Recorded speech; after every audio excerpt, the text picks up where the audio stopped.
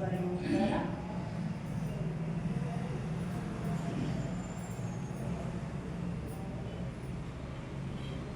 Start ಮಾಡೋಣ. ನಿಧಾನವಾಗಿ ಸುತ್ತುಗೊಳ್ಳಿ.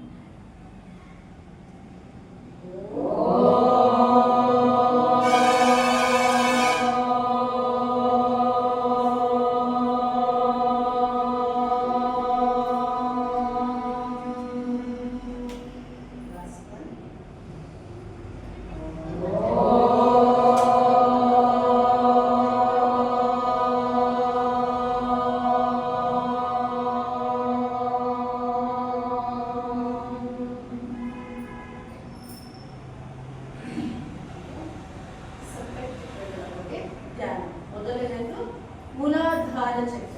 ನಮ್ಮ ಬೆನ್ನುಮೂಳೆಯ ಅತ್ಯಂತ ಕೆಳಭಾಗ ಅಂದ್ರೆ ಗುದದ್ವಾರದ ಬಳಿ ಇದೆ. ನಮ್ಮ ಗಮನವೆಲ್ಲ ಕೇವಲ ಗುದದ್ವಾರದ ಬಳಿನೇ ಇರಬೇಕು.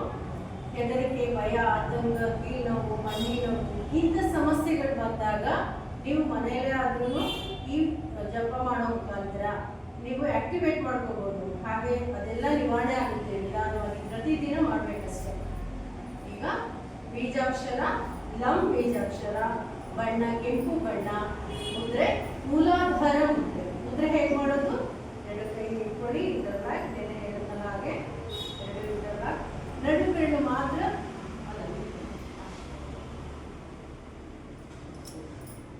ನಡು ಬೆರಳು ನೇರವಾಗಿರಲಿ, ಇಂಟರ್ಲಾಕ್ ಇಟ್ಕೊಳ್ಳಿ.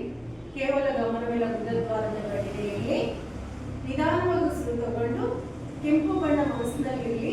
ಕೆಂಪು ಬಣ್ಣದ ಮುಖಾಂತರ ನಮ್ಮ ದೇಹದಲ್ಲಿ ಶಕ್ತಿ ತುಂಬ್ತಾ ಇದೆ, ನೆಗೆಟಿವ್ ಎನರ್ಜಿ ಎಲ್ಲ ಹೋಗ್ತಾ ಇದೆ. ಪಾಸಿಟಿವ್ ಥಿಂಕಿಂಗ್ ಮಾತ್ರ ಬರಬೇಕು ನಮ್ಮಲ್ಲಿ. ಯಾವಾಗಲೂ ಪಾಸಿಟಿವ್ ಥಿಂಕಿಂಗ್ ಇದ್ರೆ ಮಾತ್ರ ನಾವೇನ್ ಮಾಡ್ತೀವಿ ಅದು ಸಕ್ಸಸ್ ಆಗಲಿಕ್ಕೆ ಸಾಧ್ಯ. ನಿಧಾನವಾಗಿ ಲಂ ಬೀಜಾಕ್ಷರ ಉಚ್ಚಾರಣೆ ಮಾಡೋಣ. ಉಸಿರು ತಗೊಳ್ಳಿ.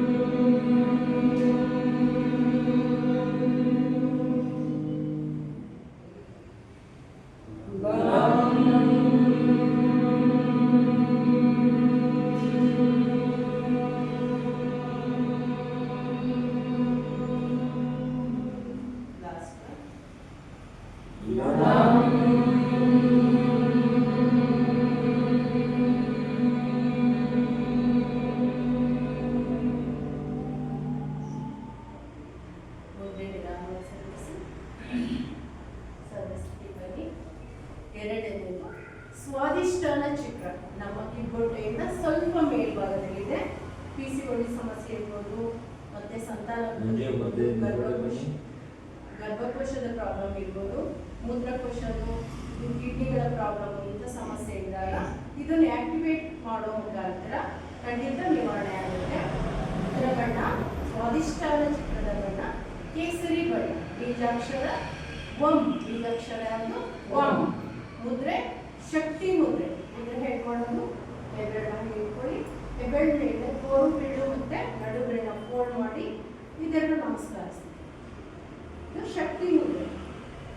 ಗಮನವಿಲ್ಲ ನಮ್ಮ ಸ್ವಾದಿಷ್ಟಾನ ಚಕ್ರದ ಕಡೆಯಲ್ಲಿ ಕಿಬ್ಬೊಟ್ಟೆಯಿಂದ ಸ್ವಲ್ಪ ಕೆಳಭಾಗ ನಿಧಾನವಾಗಿ ಸುತ್ತಕೊಂಡು ವಂ ಬೀಜಾಕ್ಷರ ಉಚ್ಚಾರಣೆ ಮಾಡೋಣ.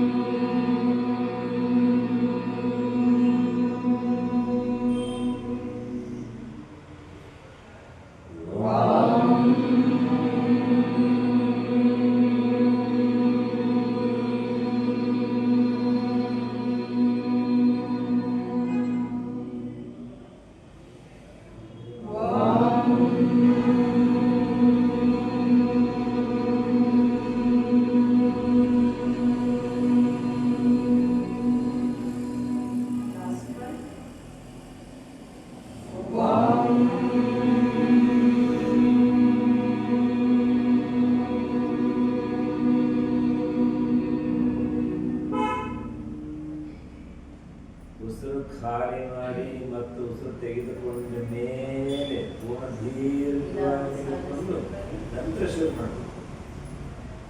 ಮೂರನೇ ಚಕ್ರ ಮಣಿಪೂರ ಚಕ್ರ ನಮ್ಮ ಹೊಕ್ಕಳಿನ ಮಧ್ಯಭಾಗದಲ್ಲಿದೆ. ಗ್ಯಾಸ್ಟ್ರಿಕ್ಕು, ಅಲ್ಸರು, ಎದೆಯುರಿ ಮತ್ತೆ ವಾಮಿಟು, ಹೊಟ್ಟೆ ನೋವು ಇಂಥ ಸಮಸ್ಯೆಗಳೆಲ್ಲ ಬಂದಾಗ ಈ ಚಕ್ರನ ಆಕ್ಟಿವೇಟ್ ಮಾಡಬೇಕು. ಇದರ ಬಣ್ಣ ಹಳದಿ ಬಣ್ಣ. ಇದರ ಬಣ್ಣ ಹಳದಿ ಬಣ್ಣ. ಬೀಜಾಕ್ಷರ ರಂ ಬೀಜಾಕ್ಷರ. ಈಗ 10 ಬಾರಿ ರಂ ಬೀಜಾಕ್ಷರ ಉಚ್ಚಾರಣೆ ಮಾಡೋಣ. ಮುದ್ರೆ ರುದ್ರ ಮುದ್ರೆ. ರುದ್ರ ಮುದ್ರೆ ಹೇಗೆ ಮಾಡೋದು? ನೆನೆ ಹೇಳಿದ್ನಲ್ಲ, ಹೀಗೆ ಇಟ್ಕೊಳ್ಳಿ. ಉಂಗುರದ ಬೆರಳು ಮತ್ತೆ ನಡು ಬೆರಳು ಮತ್ತೆ ಕಿರು ಬೆರಳು ನೇರವಾಗಿರಲಿ. ಇದನ್ನೆಲ್ಲ ಲಾಕ್ ಆಗಲಿ. ನಡು ಬೆರಳು ಮತ್ತೆ ಉಂಗುರದ ಬೆರಳು ನೇರವಾಗಿರಲಿ. ಇವು ಮೂರು ಲಾಕ್ ಆಗಲಿ. ಹೀಗೆ ನಮ್ಮ ತೊಡೆ ಮೇಲೆ ಇಟ್ಕೊಳ್ಳಿ, ಕಣ್ಣು ಮುಚ್ಕೊಳ್ಳಿ, ಉಸಿರು ತಗೊಳ್ಳಿ ನಿಧಾನವಾಗಿ. ರಂ ಬೀಜಾಕ್ಷರ.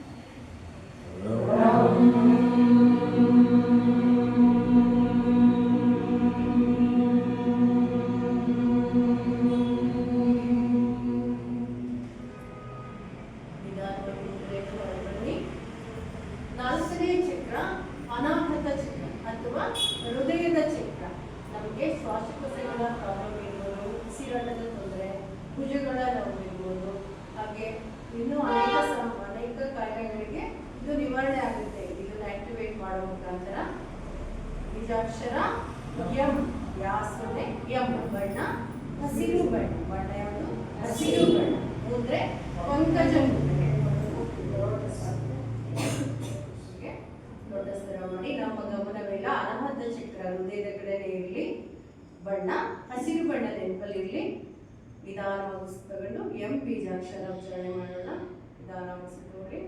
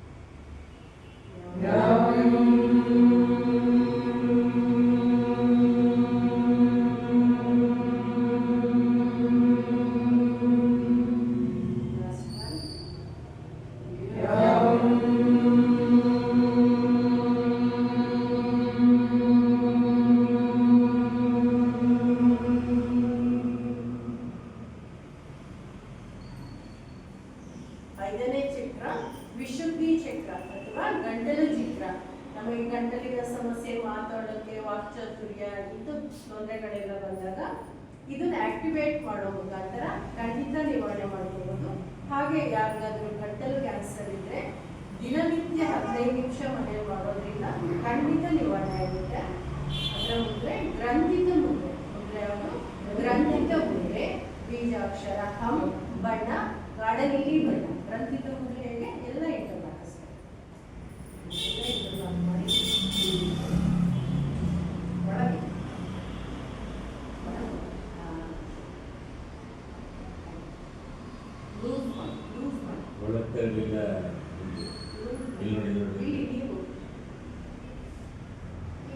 ಎಲ್ಲ ಹಾಕಿಲ್ಲ ಪತ್ತೆ. ಎಸ್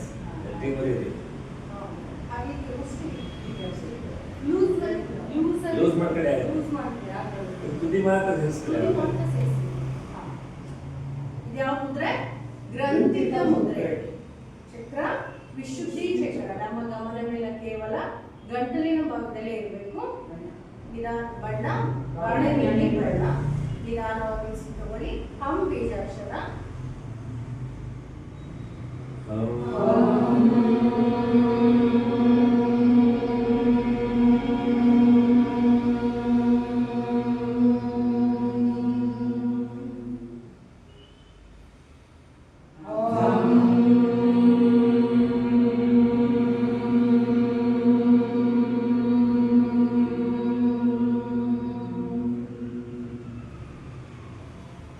Om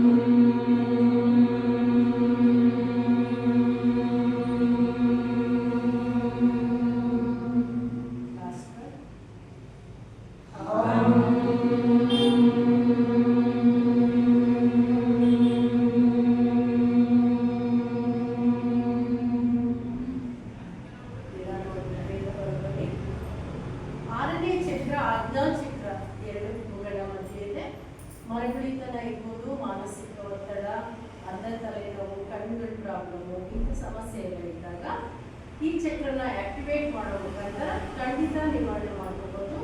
ಮುದ್ರೆ ಮಹಾಶೀರ್ಷ ಮುದ್ರೆ, ಬಣ್ಣ ಬೂದು ಬಣ್ಣ, ಬೀಜಾಕ್ಷರ ಓಂ ಬೀಜಾಕ್ಷರ. ಮಹಾಶೀರ್ಷ ಮುದ್ರೆ ಹೇಗೆ ಮಾಡೋದು?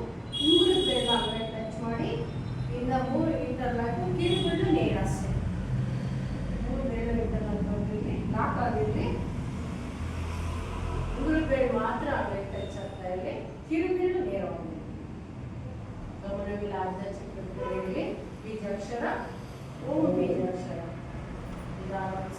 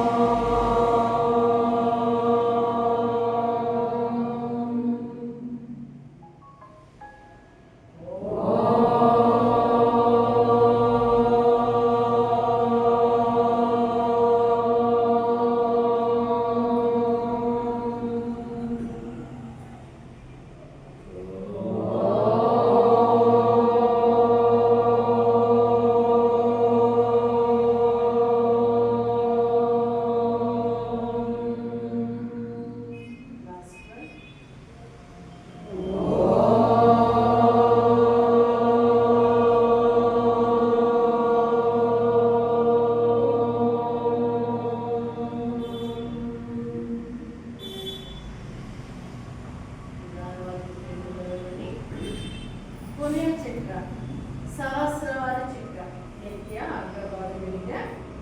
ನಮಗೆ ಸಾಮಾನ್ಯವಾಗಿ ತಲೆಯ ಸಮಸ್ಯೆ, ಬೆನ್ನಿನ ಸಮಸ್ಯೆ ಇರ್ಬೋದು, ರಕ್ತ ಕೆಟ್ಟುಕೊಳ್ಳುತ್ತಿರ್ಬೋದು, ನರನಾಡಿಗಳ ಸಮಸ್ಯೆ ಇರ್ಬೋದು, ಹಾಗೆ ಕೂದಲು ಉದುರುವುದು, ಇಂಥ ಸಮಸ್ಯೆಗಳೆಲ್ಲ ಬಂದಾಗ ಈ ಚಕ್ರನ ಆಕ್ಟಿವೇಟ್ ಮಾಡೋ ಮುಖಾಂತರ ಖಂಡಿತ ನಿವಾರಣೆ ಆಗುತ್ತೆ.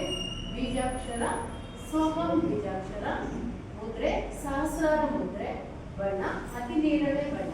ಮುದ್ರೆ ಹೇಗೆ ಮಾಡೋದು? ಸಹಸ್ರಾರ ಮುದ್ರೆ ಈ ಥರ ಇಲ್ಲ ಅರ್ಧ ಚಕ್ರದ ಹತ್ರ ಇಲ್ಲಿ ಇಟ್ಕೊಳ್ಳಿ, ಕಣ್ಣು ಇಟ್ಕೊಳ್ಳಿ, ಸೋಮಂ ಬೀಜಾಕ್ಷರ.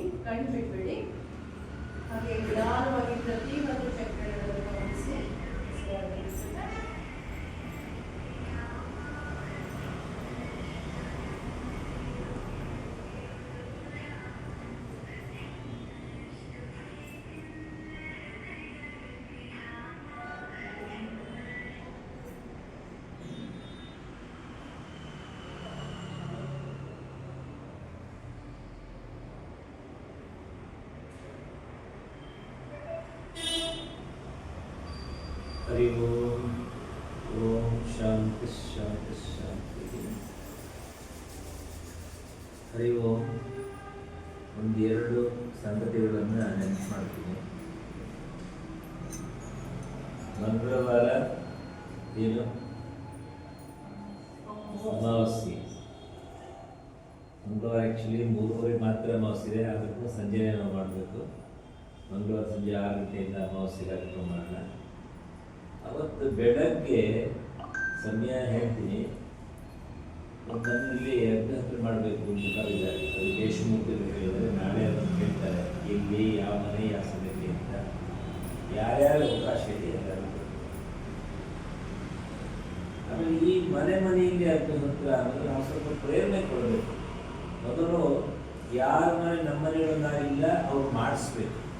ಮತ್ತು ಅದಕ್ಕೆ ತುಂಬ ತಯಾರಿ ಮಾಡಬೇಕು. ನಾವೇ ಇರ್ತೀವಿ, ನಾವು ಬರ್ತೀವಿ, ನಿಮಗೆ ತೀರ ಕೊಡಬೇಕು ಅಂದರೆ ಒಂದು ದೊಡ್ಡ ಹಾಲು ಕೊಡಿಬೇಕಾದ್ರೆ ಅಥವಾ ಒಂದು ಬಾಳೆಹಣ್ಣು ಕುಡಿತಾರೆ. ನಾವು ನಮ್ಮನ್ನು ಯಜ್ಞ ಮಾಡ್ತೀವಿ, ಎಲ್ಲ ಚಿತ್ರಾನ್ನ ಮಾಡಬೇಕು, ಮೊಸರನ್ನ ಮಾಡಬೇಕು, ಇವೆಲ್ಲ ಬೇಡ ಆಯ್ತಾ. ನೀವು ಮಾಡಿದ್ರೆ ಬೇಡ ಅಂತೇನಿಲ್ಲ, ಆದರೆ ಆ ತಯಾರಿನಲ್ಲಿ ಮನೆಯನ್ನು ಬಿಟ್ಟು ಹೋಗಬೇಡ. ಎಲ್ಲ ಸಾಮಾನ್ಯ ಬಡತನ ಮನೆಯಿಂದ ಹಿಡಿದು ಶ್ರೀಮಂತರ ಮನೆವರೆಗೂ ಯಜ್ಞ ಆಗಬೇಕು. ಯಾರ ಮನೇಲಿ ಯಜ್ಞ ಆಗುತ್ತೆ ಆ ಮನೇಲಿ ನೆಮ್ಮದಿ ಇರುತ್ತೆ, ಆ ಮನೇಲಿ ಆರೋಗ್ಯ ಇರುತ್ತೆ, ಆ ಮನೇಲಿ ಆನಂದ ಇರುತ್ತೆ. ನಾವು ಮಾಡೋರು ನಮ್ಮ ಜನರಿಂದ ಹೋದರೆ ಅದರಿಂದ ನಮ್ಮ ಸಮಯ ನೋಡ್ಕೊಂಡು ನಮ್ಮಲ್ಲಿ ಯಾರ್ದು ಹುಟ್ಟುಹಬ್ಬ ಇದೆ, ಮನೆಯ ವಾರ್ಷಿಕೋತ್ಸವ ಇದೆ, ಅಥವಾ ಮದುವೆ ಆದ ವಾರ್ಷಿಕೋತ್ಸವ, ಈ ಯಾವುದೇ ಸಂದರ್ಭನ ಒಂದು ನೆಪ ಮಾಡಿಕೊಂಡು ನಮ್ಮ ಮನೆಗಳಲ್ಲೂ ಮಾಡೋಣ. ಮತ್ತೆ ಒಂದು ಬಹಳ ಸರಿಯಾಗಿ ಅರ್ಥ ಮಾಡ್ಕೊಳ್ಳೋಣ, ಜಾತಿ ಮತ ಪಂಥ ಇಲ್ಲ, ಎಲ್ಲರ ಮನೆಯಲ್ಲೂ ವೇದದಲ್ಲಿ ಜಾತಿ ಇಲ್ಲ. ನಾವು ಮಾಡ್ಕೊಂಡು ಬಿಟ್ಟಿದ್ದೀವಿ, ಏನಾದರೂ ಯಾವುದೇ ಕಾರಣಕ್ಕೂ ಜಾತಿ ಇಲ್ಲ. ಅದರಿಂದ ನಾವೆಲ್ಲ ಒಂದು ಕುಟುಂಬದವರು. ನಮಗೆ ವೇದನೆ ಹೇಳುತ್ತೆ, ಮಾತಾ ಭೂಮಿ ಪುತ್ರೋಹಂ ಪೃಥಿವಿಯ ಅಂತೇಳಿ. ಬರೀ ನಮ್ಮ ಈ ಊರು ಈ ಜನ ಇದಕ್ಕಷ್ಟೇ ಅಲ್ಲ, ಭೂತಾಯಿ ನಮ್ಮ ತಾಯಿ, ನಾವೆಲ್ಲ ಅವಳ ಮಕ್ಕಳು. ಭೂತಾಯಿ ಇಲ್ಲೂ ಇದರಲ್ಲಿ, ಆಫ್ರಿಕಾದಲ್ಲಿದ್ದರೆ, ನ್ಯೂಜಿಲೆಂಡ್ನಲ್ಲಿದ್ದರೆ, ಎಲ್ಲ ಕಡೆ ಅದೇ ಭೂತಾಯಿ ತಾನೇ ಇರೋದು. ಇನ್ನು ಭೂಮಿಯ ಬೇರೆ ಭಾಗ ಮಾಡೋಕ್ಕಾಗತ್ತಾ? ಇಲ್ಲ. ಅವಳ ಮಕ್ಕಳು ನಾವು, ಅವಳು ನಮ್ಮ ತಾಯಿ, ತಾಯಿ ಆದ್ಮೇಲೆ ನಾವೆಲ್ಲ ಅವಳ ಮಕ್ಕಳು, ಮಕ್ಕಳಾದ್ಮೇಲೆ ನಾವೆಲ್ಲ ಪರಸ್ಪರ ಅಣ್ಣ ತಮ್ಮಂದ್ರು, ಅಕ್ಕ ತಂಗಿರು, ಒಂದು ಕುಟುಂಬದವರು ನಾವು ಅಂತೇಳಿ ಇಲ್ಲಿ ಜಾತಿ ಇದು ಗೊತ್ತು. ಯಾವುದೋ ಕಾರಣದಿಂದ ಜಾತಿ ಮಾಡ್ಕೊಂಡು ಒದ್ದಾಡ್ತಿದ್ರೆ ಒದ್ದಾಡ್ಕೊಳ್ಳಿ, ಚಿಂತೆ ಇಲ್ಲ. ಆದರೆ ನಾವು ಇಲ್ಲಿ ಜಾತಿಯನ್ನು ತರೋದು ಬೇಡ. ಯಾವುದೇ ಕಾರಣಕ್ಕೂ ಮನಸ್ಸಲ್ಲಿ ಯಾವುದೇ ಒಂದು ಸಣ್ಣ ಇದು ಇರಬಾರ್ದು. ನಾವು ಎಲ್ಲರ ಮನೆಗೆ ಹೋಗಿ ನಾವು ತಯಾರಿರಬೇಕು, ನಮ್ಮನೆಗೆ ಎಲ್ಲ ಬರಲಿಕ್ಕೂ ತಯಾರಿರಬೇಕು. ಇದು ಒಂದು ಅಂಶ. ಎರಡನೇದು, ಭಾನುವಾರ ಪುರುಷನಿಗೆ ಮಾತ್ರ ಒಂದು ಅಗ್ನಿಹೋತ್ರ ಅಂತ ಬರ್ತಿದ್ದೀನಿ. ಯಾರಿಗೆ ಗೊತ್ತಾಗಿ ಏನೋ ಗೊತ್ತಿಲ್ಲ, ಯಾತಕ್ಕದು ಅಂತಂದು ಹೇಳ್ತೀನಿ. ನಮ್ಮ ಕಿರಣ್ ವೈಭವ್ ತಂದೆ, ಆ ಕಿರಣಿಗೆ ಒಂದಷ್ಟು ಸಂಸ್ಕಾರ ಆಗಬೇಕಾಗಿದೆ. ಅವನಿಗೆ ಹೆಣ್ಮಕ್ಳು ಹೇಳಿದ್ದೆಲ್ಲ ಅದನ್ನು ಅವನಿಗೆ ರಿಪೀಟ್ ಮಾಡೋಕ್ಕಾಗಲಿಲ್ಲಂತೆ, ಶಬ್ದ ಆ ಟೋನ್. ಹಾಗೆ ಗಂಧಸೂತ್ರದಲ್ಲಿ ಒಂದು ವ್ಯಾಪಾರ ಮಾಡಿ ಏನಂದ್ರೆ, ನಾನು ಎಲ್ಲದನ್ನು ಒಂದು ಆಪರ್ಚುನಿಟಿ ತಂದು ಯಾವುದೇ ಒಂದು ಅವಕಾಶ ಬಂದ್ರೂ ಅದರಲ್ಲಿ ವಿ ಶುಡ್ ಸೆಲೆಬ್ರೇಟ್ ಇಟ್. ಅದನ್ನು ಯಾರು ನಾಮಪ್ಪ ಮಾಡಬೇಕು, ಎಲ್ಲ ಪುರುಷರು ಬಂದು. ಇದರಿಂದ ಏನಾಗುತ್ತೆ, ಎಷ್ಟೋ ಇವಾಗ 2-3 ಪುರುಷರು ಮಾತ್ರ ಬರ್ತಾ ಇದ್ದಾರೆ. ಇವಾಗ ಒಂದು ದರ್ಶನ ತರೋದು ನೀವು ಮಾಡಿ ಅಂತ ಹೇಳಿ ಅವರು ಒಂದು 10-12 ಜನ ಪುರುಷರಿಗೆ ಹೇಳಿದೆ. ಅದರಲ್ಲಿ 4-5 ಜನ ಬರುತ್ತೆ, 4-5 ಒಳಗಡೆ 4-5 ಜನ ಬರುತ್ತೆ, 4-5 ಜನ ಬರಲ್ಲ. ಆದ್ರೂ ಬನ್ನಿ ಅಂತ ಕರೆದಿದ್ದೀನಿ. ಮತ್ತೆ ನಾವು ಹೆಣ್ಮಕ್ಳು ಬರಬಾರ್ದ? ಬರಬಹುದು. ಬೆಳಗ್ಗೆ 9 ಗಂಟೆಗೆ ಬರೆದಿರೋದು ನಾನು, ಮಂಜು 9 ಗಂಟೆಗೆ ಬರಬಹುದು. ಬಂದು ನೀವು ಯಜ್ಞ ಮಾಡಬಹುದು, ಕೂತ್ಕೊಳ್ಬಹುದು. ಮಂತ್ರ ನಿಮ್ಮ ಧ್ವನಿಯ ಮಂತ್ರ ಬೇಡ. ಯಾಕೆ ಬೇಡ ಅಂದ್ರೆ ಇಷ್ಟೇ ಕಾರಣ. ಯಾಕೆ ಹೇಳಿ? ಅವರಿಗೆ ಕ್ಯಾಚ್ ಮಾಡೋಕ್ಕಾಗಲ್ಲ. ಅವನೊಂದು ಇದರಿಂದ ಉಪಯೋಗ ಆಗಲಿ ಅಂತ. ಆ ಹುಡುಗನ ಇದು ಅನೇಕರು ಗೊತ್ತಿದೆ, ಅನೇಕರು ಗೊತ್ತಿಲ್ಲ.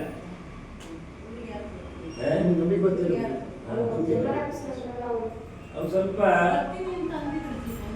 ಬಂದಿದ್ದಾರೆ. ವಿಶೇಷ ವ್ಯಕ್ತಿತ್ವ ಅವರೊಂದು.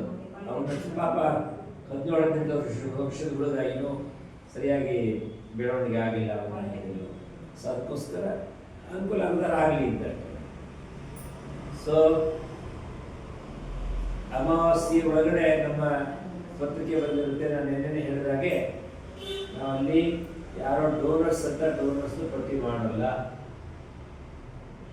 ನಾವು ಯಾರ್ಯಾರಿಗೆ ವಾರ್ಷಿಕೋತ್ಸವಕ್ಕೆ ಏನಾದ್ರು ಕೊಡಬೇಕು ಅಂತ ಆಸಕ್ತಿ ಇದ್ದು ಕೊಡ್ತಾರೆ ಅಷ್ಟೇ. ಅದರಲ್ಲಿ ವಿಶೇಷವಾಗಿ ನಮಗೆ ಊಟದ ವ್ಯವಸ್ಥೆ ಮಾಡ್ತಾರೆ. ಮತ್ತೆ ಅಲ್ಲಿ ಜಾಗವನ್ನು ಕೊಟ್ಟಿದ್ದಾರೆ. ಅವರಿಬ್ಬರು ಏನಂದ್ರೆ ಹೆಸರು ಹಾಕಲೇಬೇಕಾಗುತ್ತೆ, ಯಾಕಂದ್ರೆ ಅದು ಅನಿವಾರ್ಯ. ನಮಗೆ ಭೋಜನದ ವ್ಯವಸ್ಥೆ ಮಾಡ್ತಾರೆ, ಯಾರೋ ಒಬ್ರು ಮಾಡ್ತಾರೆ. ಸೊ ಅವರ ಹೆಸರು ಹಾಕ್ಬೇಕಾಗತ್ತೆ. ಜಾಗ ಕೊಟ್ಟಿದ್ದಾರೆ ಕಲ್ಯಾಣ ಮಂಟಪದವರು, ಅವ್ರ ಹೆಸರು ಹಾಕ್ಬೇಕಾಗತ್ತೆ. ಅದು ಬಿಟ್ಟು ಬೇರೆ ಯಾರದ್ದು ಅವರು 5,000 ಕೊಡ್ಲಿ, 10,000 ಕೊಡ್ಲಿ, 5 ರೂಪಾಯಿ ಕೊಡ್ಲಿ, ಯಾರ ಹೆಸರನ್ನ ಹಾಕೋದು ಬೇಡ. ಯಾಕೆಂದ್ರೆ ಮೊದಲನೇದು ನನ್ನ ರಿಕ್ವೆಸ್ಟ್ ಎಲ್ಲರೂ ಕೂಡ ಮನಪೂರ್ವಕವಾದ ರಿಕ್ವೆಸ್ಟ್, ನಾನು ನಂದು ನನಗೆ ಅನ್ನೋದು ಹೊರಟೋಗ್ಬೇಕು. ಬೇರೆ ಬಾಕಿ ಬರಬೇಕು ಎಲ್ಲ ಮಾಡಿದ್ರೆ ಬೇರೆ ಬಾಕಿ ಮಾಡ್ತೀವಿ. ಸೊ ಅದೃಷ್ಟವಾಗಿ ನಮ್ಮ ಯಾರ ಮಿತ್ರತ್ವದಲ್ಲಿ ಇರುವಂಥ ಎಲ್ಲರನ್ನೂ ಕರೆಯೋಣ. ಏನೋ ಸಂಖ್ಯೆ ಜಾಸ್ತಿ ಮಾಡ್ಕೋಬೇಕು ಅಂತಲ್ಲ, ವೇದ ಭಾರತೀಯ ವಿಷಯ ಅಗ್ನಿಹೋತ್ರದ ಲಾಭ ಎಲ್ಲರಿಗೂ ಕೊಡ್ತೀವಿ. ಆಯ್ತಾ? ಅದಕ್ಕೋಸ್ಕರ ನಾವು 15 ದಿವಸ ನಾವು ಸ್ವಲ್ಪ ಸರಿಯಾಗಿ ಕೆಲಸ ಮಾಡಿದರೆ ಏನಾಗುತ್ತೆ, ವಾರ್ಷಿಕೋತ್ಸವ ಸಕ್ಸಸ್ ಆಗುತ್ತೆ. ನಾವು ಪ್ರಾಮಾಣಿಕವಾಗಿ ಒಂದು ಮಾತು ಹೇಳ್ತೀನಿ, ಕಳೆದ ವರ್ಷದವರೆಗೂ ನಾವು ದೊಡ್ಡ ಸಮೂಹದಲ್ಲಿ ಕೆಲಸ ಮಾಡಿಲ್ಲ. ಮಾಡಿದ್ದೀವ ಕೋಮಲ? ಇಲ್ಲ ತಾನೆ? ಇಲ್ಲ ಮನೆಗೆ ಹೋಗಿ ಕರೆದಿದ್ದೀವ, ಎಲ್ಲಾರನ್ನ ಇನ್ವೈಟ್ ಮಾಡಿದ್ದೀವ. ಅದು ನಾನೇನು ಪರಿಶ್ರಮ ಮಾಡ್ತಾ ಇದ್ದೆ ಅದರಲ್ಲೇ ನಡೆದಿತ್ತು, ಅದರಲ್ಲೇ ಜನ ಬಂದಿದ್ದಾರೆ. ಆದರೆ ಇವಾಗ ಒಂದು ಟೀಮ್ ಇದೆ. ನೀವೊಂದು 15-20 ಜನ ಟೀಮ್ ಅಂತ ಹೇಳೋಕ್ಕಾಗಲ್ಲ. ಅದನ್ನ 15-20 ಜನ, ಒಬ್ಬ 4-5 ಜನ ಕೊಟ್ಟರು ಕೂಡ ಎಲ್ಲಿಗಾಯ್ತದು 25-100 100 ಜನ ಅವ್ರನ್ನೇ ನಾವು ಕರೀತೀವಿ. ಇನ್ನು ಮಾಮೂಲಿ ಬರೋರು ಬಂದಿರೋ. ಸೊ ಅದರಿಂದ ನಮ್ಮ ಸಂಖ್ಯೆ 300 ಅಂತ ನಿರೀಕ್ಷೆ ಇಟ್ಕೊಂಡ, ಅದು 200 ಆದರೂ ಪರವಾಗಿಲ್ಲ, 150 ಆದರೂ ಏನು ಚಿಂತೆ ಇಲ್ಲ. ಆದರೆ ಒಂದು ವಾರ್ಷಿಕೋತ್ಸವದಿಂದ ಇನ್ನೊಂದು ವಾರ್ಷಿಕೋತ್ಸವಕ್ಕೆ ವೇದ ಭಾರತಿ ತನ್ನ ಅಸ್ತಿತ್ವವನ್ನು ಚೆನ್ನಾಗಿ ಕಾಪಾಡ್ಕೊಳ್ಬೇಕು. ಕಡೆ ಗುಣಾತ್ಮಕವಾಗಿ ಪ್ರಮಾಣದಲ್ಲಿ ದೊಡ್ಡದಾದೇನು ಇಲ್ಲ. 10,000 ಜನ ಬಂದ್ಬಿಟ್ಟು ಏನು ಮಾಡ್ಕೊಳ್ಳೋಣ, 1000 ಜನ ಬರಬೇಕಾಗಿಲ್ಲ. ಬರೋರು ಗುಣವಂತರಾಗಬೇಕು, ಇಲ್ಲಿಂದ ಏನಾದ್ರು ಕಲಿಬೇಕು ಅಷ್ಟೇ. ಒಳ್ಳೆಯದಾಗಲಿ. ಶಾಂತಿ ಬಂದ ಒಂದು ಹೇಳೋಣ. ಭಕ್ತವರಿಗೆ ಬಂದ ಬ್ರಹ್ಮಾರ್ಪಣಂ ಬ್ರಹ್ಮ ಹರಿಃ ಹೇಳ್ತೀರಾ? ಬರಲ್ಲ ಅಲ್ವಾ? ನಾ ಹೇಳ್ಕೊಡ್ತೇನೆ. ಬ್ರಹ್ಮಾರ್ಪಣಂ ಬ್ರಹ್ಮ ಹರಿಃ ಬ್ರಹ್ಮಾಗ್ನೌ ಬ್ರಹ್ಮಣಾಹುತಂ ಬ್ರಹ್ಮೈವ ತೇನ ಗಂತವ್ಯಂ ಬ್ರಹ್ಮೈವ ತೇನ ಗಂತವ್ಯಂ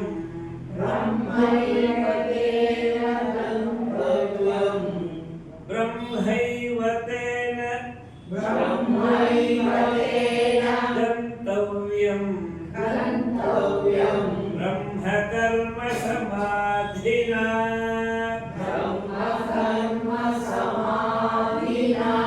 ಓಂ ಶಾಂತಿ ಶಾಂತಿ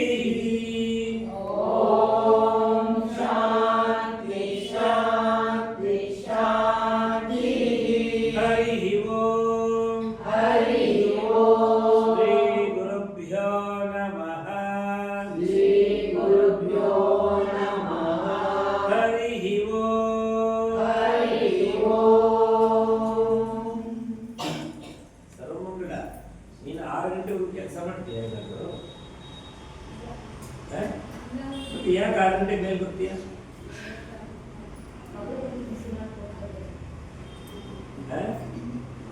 ಮಗಳು ನೋಡೋದು ಲೇಟ್ ಆಯ್ತಾ? ಸರಿ ಸರಿ. ಕರ್ಮಯೋಗದಲ್ಲಿ ಇದು ಇದ್ರಲ್ಲಿದೆ ಯಾವುದೋ ಭಗವದ್ಗೀತೆಯಲ್ಲಿದೆ, ಯಾವಾಗಲಿ ನಾ ಹೇಳ್ತೀನಿ. ನಾ ಹೇಳ್ತೀನಿ ಯಾವಾಗಲಿ, ನನಗೂ ನೆನಪಿಲ್ಲ.